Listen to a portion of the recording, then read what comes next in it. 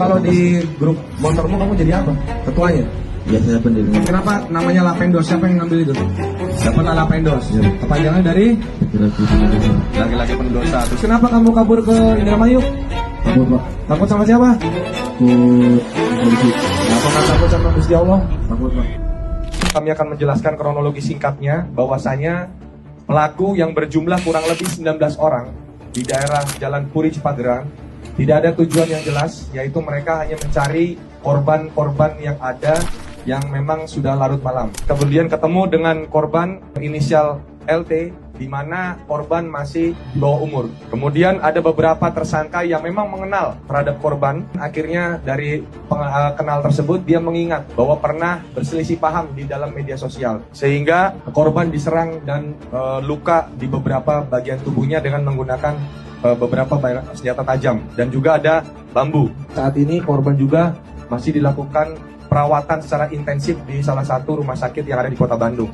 Dari hasil operasi kemudian berhasil ditangkap kurang lebih sejumlah 15 orang dari total 19 tersangka yang ada. Tentunya 4 tersangka masih dilakukan pengejaran lebih lanjut oleh Satreskrim Polres Cimahi dan juga dari jajaran polsek yang terkait. Ada 9 tersangka yang dewasa yang saat ini bisa kami tampilkan dan kami hadirkan, yaitu Saudara AH, Saudara MNF, MRP, kemudian Saudara GZ dan Saudara JE, Saudara PD dan Saudara MDA, Saudara DA, dan terakhir Saudara MR.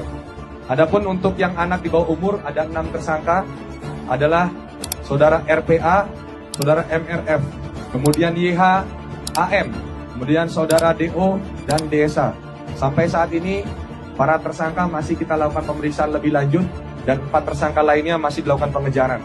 Kemudian terhadap kasus ini beberapa pasal yang dilakukan, yaitu antara lain adalah pasal 80 ayat 2 Undang-Undang Nomor 23 tahun 2002 tentang perlindungan anak, yang mana telah diubah dengan Undang-Undang Nomor 35 tahun 2014 dan telah diubah kemudian dengan Undang-Undang Nomor 17 tahun 2016. Kemudian pasal 170 ayat 2 ke 2, yaitu secara bersama-sama melakukan kekerasan terhadap orang ataupun barang sehingga mengakibatkan korban mengalami luka berat, yang mana dari 2 pasal tersebut ancamannya adalah pidana penjara selama-lamanya 9 tahun.